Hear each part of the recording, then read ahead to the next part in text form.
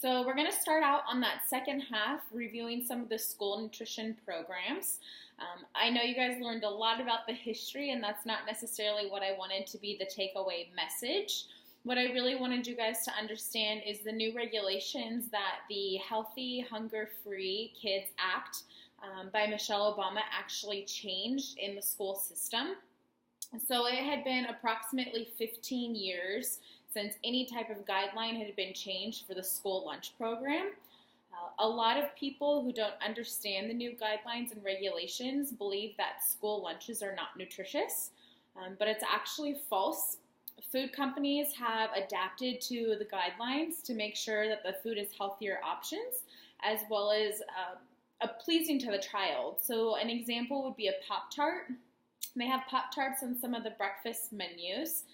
In our mind, we can think, well, hey, a Pop-Tart's not the best. It's full of sugar, it's refined grains.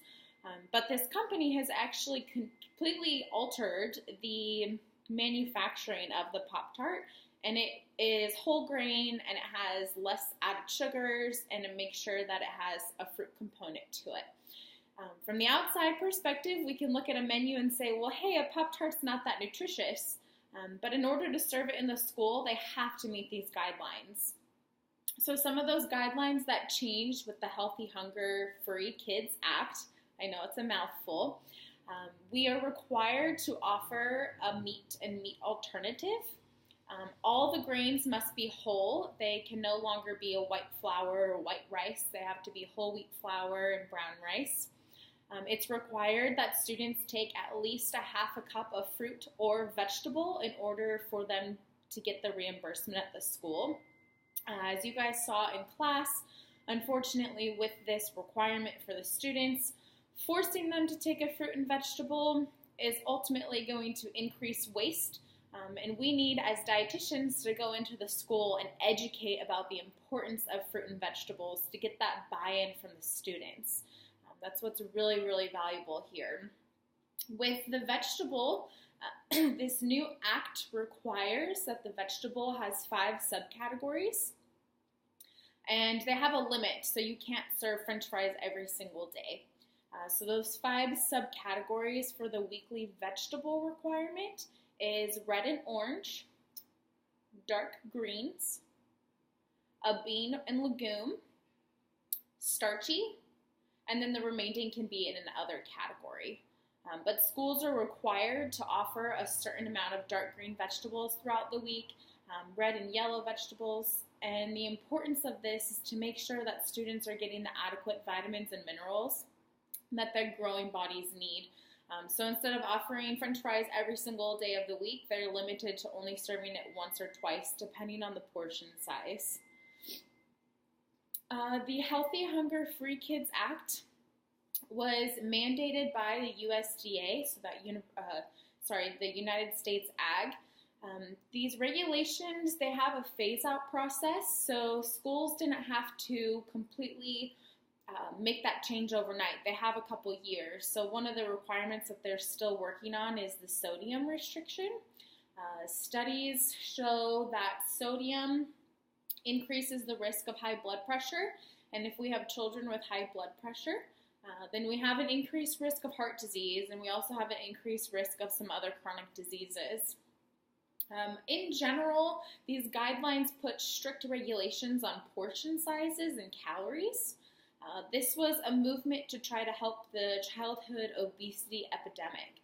So now the school breakfast is required to meet 1/4 of the daily calories.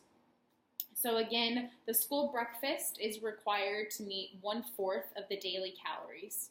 An example would be if a child's age group daily requirements is 1,000 calories per day, breakfast must offer 250 calories. So 250 calories would be 1/4, so 25% of their total daily calories. The National School Lunch Program is slightly different.